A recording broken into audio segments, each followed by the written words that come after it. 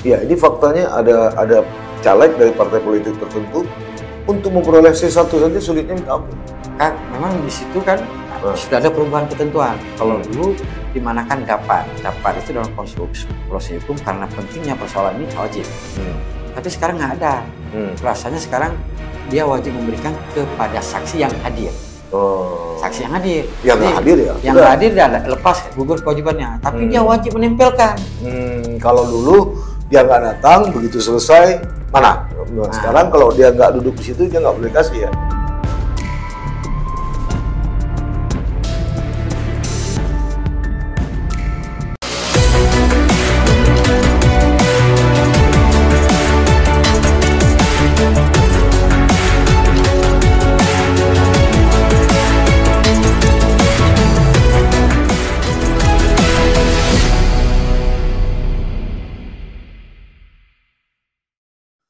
Assalamualaikum warahmatullahi wabarakatuh. Sahabat, sisi lain, kontestasi pesta demokrasi 5 tahunan, Pileg dan Pilpres telah kita lalui bersama pada Rabu 14 Februari 2024. Namun masih ada pernik-pernik ataupun percikan-percikan yang tersisa dari proses kontestasi tersebut. Terutama pada katup pemilihan presiden. Hingga hari ini kita menyaksikan atau memantau melalui media pers, baik media cetak, online maupun media sosial, percikan-percikan dari kubu antar kandidat atau paslon masih belum juga reda. Sejauh ini, lembaga survei melalui hitungan cepat juga sudah mengumumkan bahwa paslon 02 Prabowo Gibran telah menembus 57 sampai 58%. Sementara di bawahnya Anies Baswedan, Caimin, dan Ganjar Pranowo Mahfud MD. Tapi lepas dari itu, banyak juga pendapat-pendapat yang tidak bisa menerima hasil hitungan cepat ini. Padahal kita tahu bersama, kalaupun ada error atau margin errornya 5% itu sudah sangat tinggi. Tapi kembali lagi, biasanya memang bagi orang yang kalah semuanya serba salah. Tapi untuk berbicara lebih objektif malam ini, saya mengundang tamu yang saya kira cukup berkompeten. Ini pertama kali saya undang terkait dengan Pilpres dan Pileg. Beliau cukup berpengalaman dalam dunia penyelenggara pemilu di Aceh. Nama beliau adalah Nyak Arif Fadilah Shah. Beliau lahir di Aceh Selatan 11 Januari 1972. Beragama Islam tentu. Kita dapat lihat beliau pakai peci haji. Beliau menyelesaikan pendidikan SD atau MIN di Banda Aceh tahun 84, kemudian SMP di Bustanul Ulum ya, Langsa tahun 1987, kemudian SMA MAN 1 Banda Aceh tahun 90, kemudian strata 1 Fakultas Agama Islam atau Usluhuddin di Universitas Muhammadiyah Surakarta, Jawa Tengah tahun 1997, kemudian strata 2 atau Magister Ilmu Hukum di Universitas Muhammadiyah Sumatera Utara tahun 2017. Yang paling menarik adalah pengalaman kerja beliau. Beliau adalah Wakil Ketua Komisi Independen Pemilihan atau kalau di pusat bernama KPU, kalau di Aceh bernama KIP Aceh pada tahun 2005 sampai 2008. Kemudian Ketua Panwaslu Aceh tahun 2009 hingga 2010 dan Ketua Panwaslu Aceh pada tahun 2011 sampai 2012. Saya kira beliau sangat memahami melihat dari pengalaman kerja beliau di tata kelola penyelenggaraan pemilu di Aceh. Kita coba sapa saja, kita bicara rileks, santai. Ya, Pak, saya panggil siapa nih? Nyak Arif atau Pak Arif? Ya, biasa aja. Atau Ustadz atau Tengku? Biasa kan Bang Saleh manggilnya Arif. Ya, ini saya langsung aja ke Ustadznya Arif nih.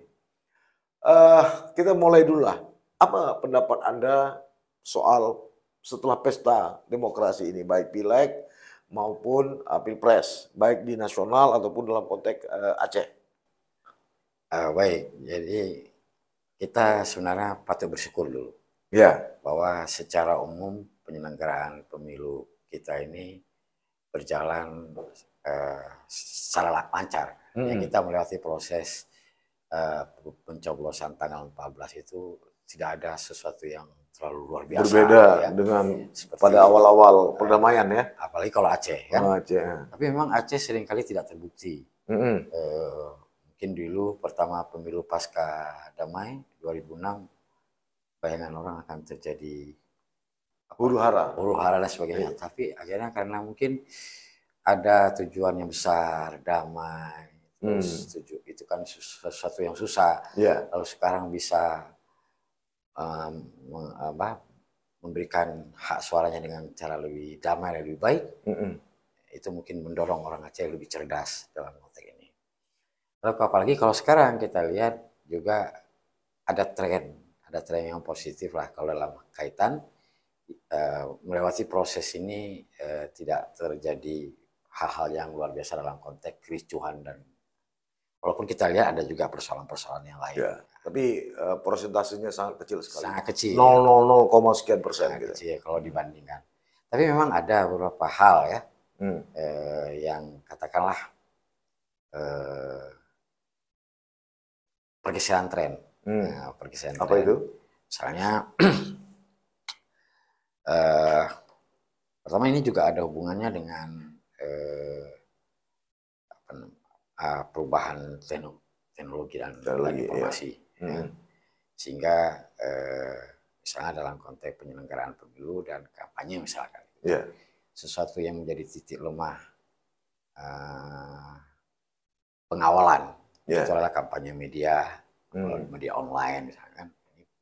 Ini hal yang sangat, padahal itu lebih efektif dan masif mungkin kan. Itu satu.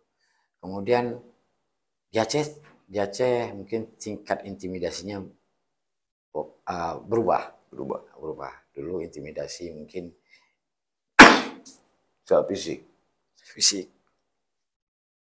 Tapi hari ini mungkin sangat kecil intimidasinya, tidak seperti itu. Walaupun ada kejadian misalnya di PD Jaya. Aceh Utara itu ada. Mungkin yang lebih agak sarkastis itu di PD Jaya. Seorang bisa secara bebas memasukkan surat suara. Dan itu tampaknya sudah harus ditangani oleh kawan-kawan pengawas pemilu, dan pihak kepolisian itu harus ditangani karena itu presiden buruk bagi penyelenggaraan pemilu. Seseorang bisa secara bebas dan memberikan intimidasi pada penyelenggara. Dia terus melakukan pelanggaran dan tidak ada satupun yang bisa menghentikan. Itu ya. Ini kita kembali ke ini dulu. Yang paling seksi ini adalah Pilpres. Ya, Pilpres. Ini kan Aceh kembali mengulang sejarah yang lalu ya. Aceh memang selalu ingin tampil beda dibandingkan dengan nasional. Dalam catatan saya itu pasca reformasi rakyat Aceh hanya 2 kali mengikuti tren nasional, yaitu ketika Pak SBY. Ya. Periode pertama Pak SBY juga ikut nasional menang, kemudian periode kedua juga ikut Pak SBY menang. Tapi kemudian begitu era Pak Prabowo sampai hari ini Aceh selalu berbeda. Dan sialnya menang di Aceh kalah di nasional gitu kan. Nah, ini gimana fenomena ini menurut Ustadz Nyarip nih? Jadi kan ini meskipun belum ada penelitian yang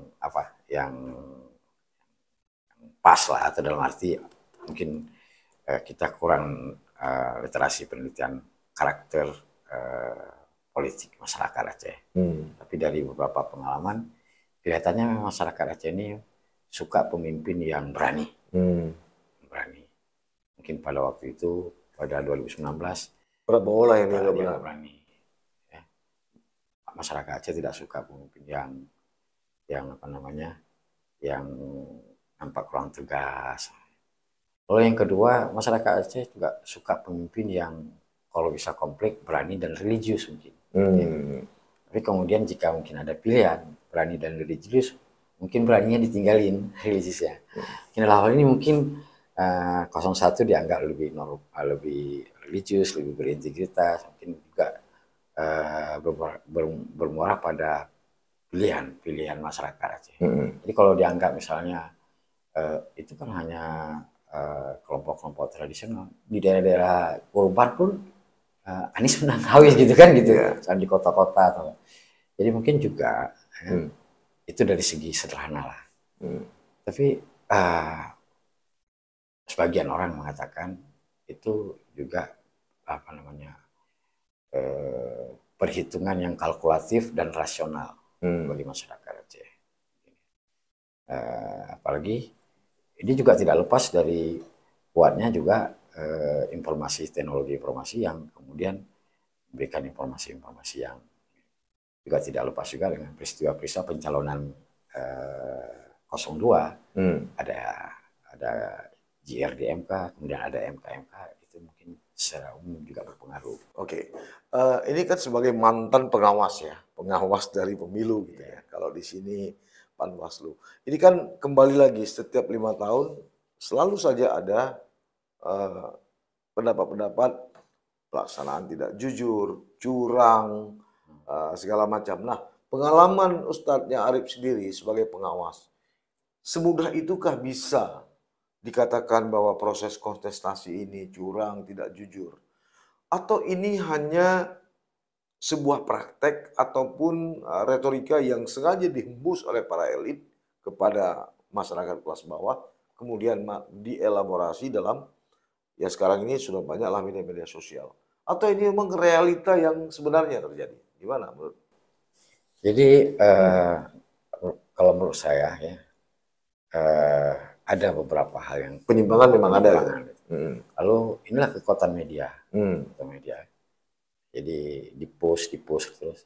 Lalu kalau orang mendapat informasi melalui TikTok atau apalah namanya ya medsos itu, dia mungkin kalau pendukung 01 dia akan terus membuka muka. Jadi Ari Gotma itu akan mengirimkan hal-hal yang senada. Jadi kalau dia suka lihat yang katakanlah pelanggaran ini surat-suara yang bergeser itu terus itu terus yang nampak dia. Mungkin itu juga terjadi pengulangan. Di samping memang sulit juga dipungkiri bahwa belajar dari pengalaman pemilu 2019 ya. Lalu di 2000 saat ini masyarakat sudah mencoba untuk katakanlah banyak pihak gitu ya, mencoba untuk mengantisipasi baik pengawas pemilu ataupun kelompok-kelompok pemantau.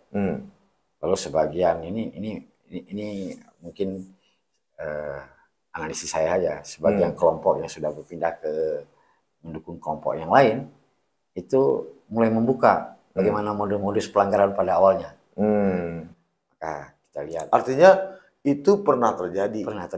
Nah, kemudian pada periode ini dia berbeda dukungan, lalu dia mengatakan itu berarti maling teriak maling. Itu bukan. Misalnya kita bisa lihat kan kasus-kasus misalnya beberapa surat-suara sudah tercoblos di luar negeri. Dulu kan itu terjadi juga. Tapi diteriakkan di MK.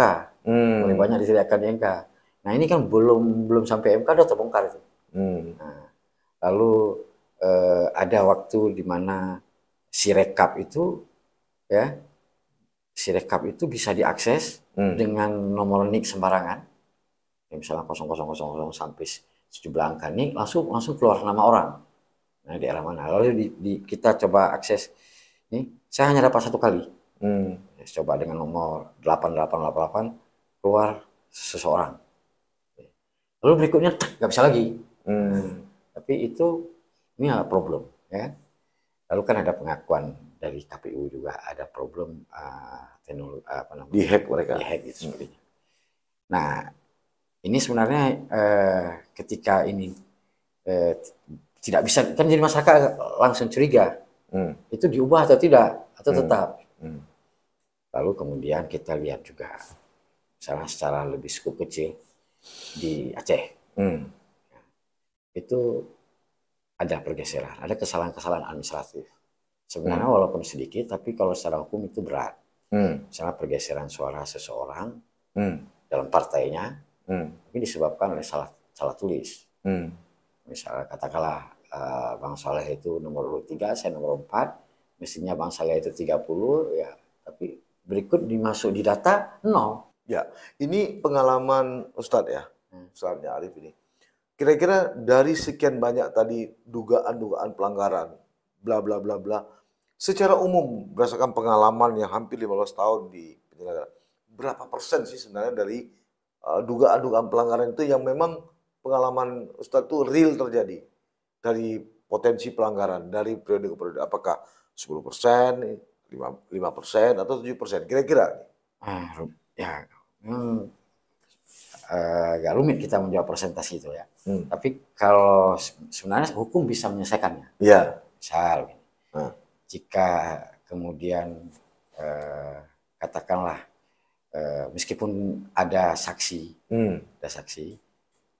penyelenggara pemilunya harus siap. Nah, misalnya ada kewajiban pengawas TPS melalui PPS-nya menempelkan hasil Cirekap tadi. Dia punya kewajiban memberikan kepada saksi yang hadir. Jadi kalau hasil Cirekap tadi lalu ditempelkan saksi-saksi yang tidak hadir, dia bisa foto tempelnya di tempat di desa. Nah ini kan banyak nggak ada. Banyak nggak ada. Kalau ada satu kali sebentar ada di tempat sebentar ada langsung robek. Mestinya kan menurut saya ke depan itu penyelenggara pemilu di desa-desa itu disiapkan kaca yang rapi, yang kena hujan ditempel. Nah, jadi kemudian saksi partai ini kan tidak semua sanggup membiayai saksi, tapi dia bisa datang ke sana satu-satu. Yang kedua bisa dihadapi ini dalam konteks penyelenggara belum penanganan pelanggarannya. Itu KPPS dia harus dalam di PKPU nomor 25 itu menyatakan KPPS harus memberikan kepada pengawas TPS. Lalu kepada hierarkinya itu secara berjenjang wajib itu, nggak bisa dia misalnya dia nggak memberikan. Ya ini faktanya ada caleg dari partai politik tertentu untuk memperoleh C1 saja sulitnya minta ampun. Maka memang di situ kan sudah ada perubahan ketentuan. Kalau dulu dimanakan dapat itu dalam konstruksi proses hukum karena pentingnya persoalan ini wajib. Tapi sekarang nggak ada. Rasanya sekarang dia wajib memberikan kepada saksi yang hadir. Saksi yang hadir. Yang nggak hadir ya? Yang nggak hadir dia lepas gugur kewajibannya. Tapi dia wajib menempelkan. Kalau dulu dia nggak datang, begitu selesai mana? Sekarang kalau dia nggak duduk di situ dia nggak boleh kasih ya? Ya. Oke. Sekarang menurut Ustadznya Arif itu potensi pelanggaran itu kalau saya tidak salah itu banyak dicurigai kan pada soal penggelembungan. Ya kan? Itu terjadi mayoritas terjadi antar internal caleg dalam satu partai atau pengalaman Ustadz, apa antar caleg partai A dengan partai B? Kalau saya melihat antar itu lebih dominan ya. Antar partai dalam satu partai, antar caleg. Antar caleg itu paling dominan ya. Jadi, jadi kan ini mungkin ini juga berdasarkan berbagai macam analisis. Misalnya analisis tingkat kerentanan mengambil suara dari partai lain. Itu berat. Mungkin partai lain itu tidak bisa diprediksikan dia memantau atau tidak, ini terjadi ketegangan. Lalu barangkali direkap beberapa itu sering dilakukan, pengalaman penyelenggara itu dilakukan kemudian bergeser karena dianggap nggak mungkin dapat lagi. Tetapi antar caleg di partai ini kan ini berusaha untuk mendapatkan suara badan yang tinggi. Ya kan kalau sistem pemilu dengan santeluk itu kan kursi pertama itu jumlah suara partai ditambah dengan jumlah suara badan ditambah dengan suara partai dikali dengan pembagian 1. Maka pasti siapa saja yang paling banyak dapat kursi pertama. Begitu kursi ketiga, kursi kedua itu dibagi dengan pembagian 3 yang sudah dapat seperti tadi tapi dibagi dengan angka 3, tentu hasilnya lebih rendah. Membuat kemungkinan partai lain yang tadi misalnya agak imbang-imbang dia punya potensi mendapat 2. Tetapi kemudian lalu misalkan dapatlah kursi kedua, lalu kepada siapa? Tentu kepada suara terbanyak di badan itu. Makanya di sini mereka berlomba-lomba untuk mendapatkan. Jadi misalnya hari ini kita lihat di media di Serambi bahkan itu kan, itu sebenarnya perlu diinformasikan juga. Jadi juara 1 di partai ini, juara 1 di partai ini, itu juga belum tentu juara 1 di partai ini dapat kursi. Karena dalam konteks pembagian bisa jadi. Ya, misalnya katakanlah Partai Aceh ya. Perolehan suaranya kan ini 15.000, Ya 17.000, Ya. sementara partai lain 2.000, Ya. 2.500. Ya kan kemungkinan jadi kursi pertama dapat ke Partai Aceh, Hmm. kursi kedua dari Partai Aceh lagi, Hmm. kursi ketiga partai lain, kursi keempat bisa Partai Aceh lagi. Nah, Karena ini pembagian perkalian tadi ya. ya dia membagi dengan bilangan ganjil tadi. Ya. Inilah yang kemudian lalu karena modusnya sering hilang di ini kan coba Bang Saleh lihat, saksi itu cuma saksi partai, tapi kompetisi dan kos politik masing-masing caleg. Ya, coba kadang-kadang caleg 5 dia nggak punya akses kepada saksinya sendiri, karena mungkin dia bekerja untuk caleg nomor 1 atau nomor 2. Apalagi yang ngatur saksi itu pimpinan partai. Jadi lebih banyak diuntungkan ketua partai ya. Ketua partai biasanya. Tapi kan ini kalau kita lihat situasi situasi quick-count ya, atau real count, real count dari KPU yang persentasinya sekitar 40-50%, itu biasanya itu nggak terlalu banyak bergeser. Misalnya katakanlah DPR RI, Dapil 1, Dapil 2, itu yang jadinya itu nggak terlalu banyak bergeser. Mereka yang dari sekarang sudah nampak, udah ada kelihatan gambaran. Sudah kelihatan 1-10 itu akan nampak. Bisa jadi begini, suara yang masuk lebih banyak dari mana dulu yang selesai, ya kan? Karena kan itu real count. Tapi baru 40%. Jadi kita mereka sebenarnya bisa berkalkulasi berapa jumlah DPT sekarang ini, berapa suara yang udah masuk real count-nya, itu bisa dikalkulasi. Nah, kalau misalnya kita juga lihat kemarin mungkin di partai tertentu dari ini nomor 3, lalu hari ini sudah jadi nomor 4. Ini nggak jauh bergeser kalau menurut saya, nggak jauh bergeser. Jadi itu real count. Tapi kalau quick count itu kan bergeser bisa. Tapi kita juga bisa lihat sebenarnya mana lembaga-lembaga yang melakukan quick count itu yang sangat independen. Dan menurut saya mekanismenya saja yang perlu diatur. Misalnya begini, quick count itu kan dia bisa menyampaikan, lalu disampaikan kapan? Sore hari disampaikan. Ini kan berdasarkan sampling. Lalu mungkin ada etika politik ya, atau kalau mau boleh juga penyelenggara pemilu atau DPR ya lakukan perubahan terhadap ketentuan dan peraturan. Misalnya ada penyampaian hasil atau prediksi, kandidatnya udah merasa menang nih, lalu udah mulai buat ini, lalu seperti pidato kemenangan gitu kan. Nah, ini kan situasi yang tidak diatur. Mestinya ini kesannya nanti pekerjaan yang tradisional, yang maksudnya yang real tadi orang sudah mengabaikan. Oke, tadi Ustadz ngomong kan bahwa ini ada pendekatannya kemungkinan ya, bisa diprediksi lah dengan hasil yang ada sekarang, kita dapat bayangan lah. Kemudian soal margin errornya kira-kira berapa dari prediksi itu? Pilpres misalnya kan, itu yang pertama. Yang kedua, persoalan lembaga survei atau quick count. Ini kan umumnya pemain-pemain yang ada sekarang ini, pertama terdaftar dulu dia di KPU atau Bawaslu. Yang kedua ini kan pemain lama yang juga bermain pada 2014, 2019. Tapi kalau kemudian ada misalnya tim sukses salah satu pasangan calon kemudian kalah, menuduh lembaga survei ini quick count ini penipu gimana ini atau pembohong? Ya, itu kan framing seperti itu kan harus dibuktikan. Nah, ini misalnya, tapi kan kita juga punya pengalaman bahwa hampir tidak pernah terjadi, setahu saya, dari pemilu 2006, 2009, sebagainya, quick count ini kemudian salah. Belum pernah. Karena kan pendekatannya kan juga pendekatan ilmiah. Ada metodologinya. Ada error. Paling persentasenya kecil sekali. Nah, hanya saja kan begini sekarang ini kan. Dulu Aceh bahkan punya, dulu di 2006 ada program namanya bukan quick count.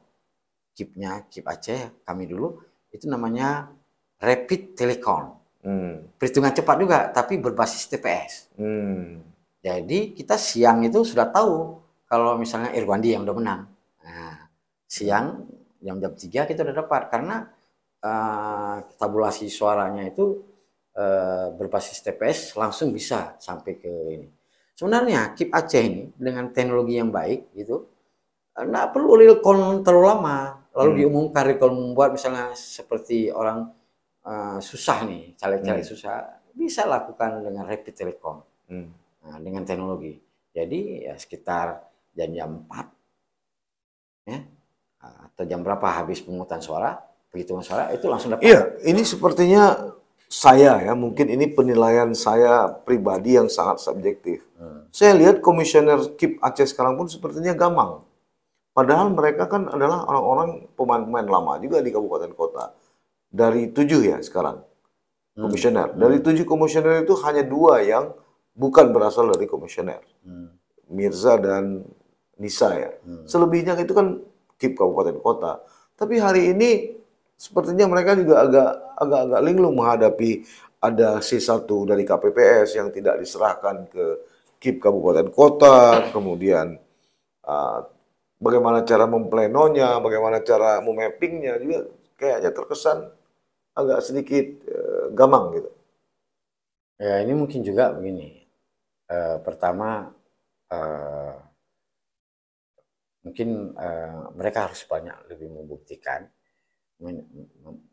membuktikan pada publik ya, bahwa memimpin lembaga penyelenggara pemilu ini juga harus tidak hanya sekedar pengalaman menjadi di kabupaten atau apa, tapi dia harus punya kemampuan leadership dan manajemen organisasi yang baik. Karena ini kan bagaimana mereka baru misalkan baru terpilih, lalu tahapannya nggak terlalu lama sudah jadi untuk pemungutan suara maksudnya kan. Lalu kalau kita lihat pengalaman apa yang terjadi di 2024 ini, beberapa hal kesalahan prosedur yang dilakukan oleh KPPS, itu kan KPPS berarti kan sebagian besar banyak Indonesia. Ya, nah, melihat seperti tadi ya, ada dalam tanda petik ya perlawanan dari KPPS terhadap KIP. Ustadz setuju nggak bahwa ini diganti aja lah untuk pilkada, di rekrut yang baru supaya ini lebih lancar? Jadi ini kalau menurut saya kalau kita lihat mekanisme yang ada, itu ada kewajiban KIP untuk melakukan evaluasi kinerja secara baik. Jadi bisa aja dibuat kategorisasi. Kalau yang terkait dengan ini berpotensi integritas, ya, lalu ketidakmampuan, memang tidak bisa. Apalagi sekarang mulai penghitungannya kan menggunakan kalkulator. Ya sudah, ganti saja dengan yang lain. Diganti saja, dievaluasi, atau diperkuat binteknya menjelang pilkada nanti. Berubah, ini masih bisa dilakukan pengembangan kapasitasnya. Lalu pengawas pemilu misalnya. Pengawas pemilu itu harus punya catatan di setiap TPS. Nah, catatan itu kemudian bisa menyampaikan berdasarkan hasil pengawasan yang hubungannya dengan kemampuan pelaksanaan prosedur pemungutan suara dan penghitungan suara di TPS, beberapa hal yang perlu diperhatikan. Nah, misalnya pertama, misalnya banyak hal-hal yang prosedur itu jadi problem. Sekarang di Aceh ini ada potensi PSU, ada berapa banyak Pak. Di Aceh Singkil itu ada potensi PSU mungkin sekitar 2 atau. Lalu di Lesmame ada 1. Di Banda Aceh mungkin ada 3. Ada di beberapa tempat lagi. Nah kan, hal-hal yang sebenarnya ini nggak boleh terjadi. PSU itu cost-nya besar dan sebagainya kan. Itu mungkin di daerah-daerah tertentu yang memang terjadi PSU akan pelanggaran itu, KIP tegas saja. Berhentikan, cari lain. Jadi ini berdasarkan di 2024 mengevaluasi yang tidak bagus, buang saja untuk penyempurnaan lebih baik pada pilkada November 2024 mendatang. 2009 tidak ada PSU. PSU itu apa sih? Pemungutan suara ulang. Pemungutan suara ulang, ya. Jadi lalu kemudian 2019 ada pemungutan suara ulang. Di Lesmame 1 TPS saja. Di tempat lain ada yang besar mungkin. Di Aceh Timur cuma penghitungan suara ulang. Di Aceh Besar kita diambil alih penghitungan suara ulang. Ada. Tapi sekarang nih yang problemnya ada di Aceh di Lues. Cuma 2. Tapi kalau kali ini menurut saya banyak nih. Banda Aceh, kemudian Aceh Besar juga mungkin. Ada beberapa kabupaten lah. Ya, memang kalau kita bicara nggak habis-habis ya, Pak Ustadz ya. Ini juga soal PSU ini kan seperti tadi tidak terlepas juga dari kualitas penyelenggara. Ya, bicara kualitas penyelenggara, kita sudah sama-sama tahu lah. Kalau prosesnya melalui proses politik juga susah kan, karena yang direkrut kan di DPR. Jadi di sana juga ada titipan-titipan, kepentingan dari partai-partai tertentu, sehingga ada politik balas jasa juga kan. Nah ini kan begini Bang Saleh, mungkin Bang Saleh tahu juga tuh, mungkin semua orang aktivis juga ngerti bahwa Bob ini election ini adalah harus demokrasi, harus lepas dari itu semua. Tapi ini kan juga ada sebuah kegiatan politik, proses politik. Maka semua orang berkepentingan untuk dalam tanda petik mendudukkan orangnya atau mendudukkan orang yang punya kedekatan dengannya, sebagainya. Ya, tapi setiap kemudian dia sudah disumpah dan sebagainya, itu prinsip-prinsip penyelenggara pemilunya lebih dikedepankan. Harus ditonjolkan. Harus gitu. Jadi dia harus bisa melepas. Kalau dia memang didukung oleh ini, ya dia harus melepas. Saya kira gitu, harus keberanian melepas. Lalu apa problemnya? Kan sebenarnya kalau menurut saya sih, yang berat tuh berani untuk tidak berkelindang dengan politik yang kemudian harus menghilangkan integritas atau independensi. Ya. Itu yang mahal. Oke. Ustadz Arif Fadilah, terima kasih atas kehadirannya untuk sesi pertama ini. Mudah-mudahan nanti dalam tema yang lain yang ada kaitannya, kami mohon waktu dari Ustadz bersedia untuk kami undang kembali. Sahabat, sisi lain itu tadi perbincangan saya bersama dengan Ustadz Arif Fadilah Shah, salah satu mantan penyelenggara yang sudah sangat menguasai masalah dan sangat berpengalaman di Aceh. Mudah-mudahan apa yang kami bicarakan ini dapat memberikan informasi, penambahan wawasan dan pengetahuan kepada Anda. Karena itu saya tidak mengambil kesimpulan dari apa yang kami bicarakan. Terima kasih, sampai bertemu. Assalamualaikum warahmatullahi wabarakatuh.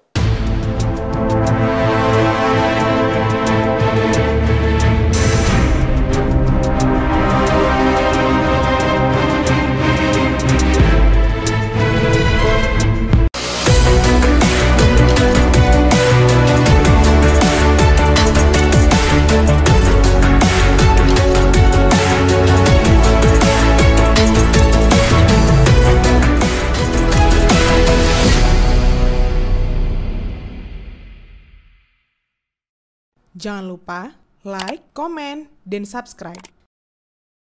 Serta aktifkan lonceng notifikasi.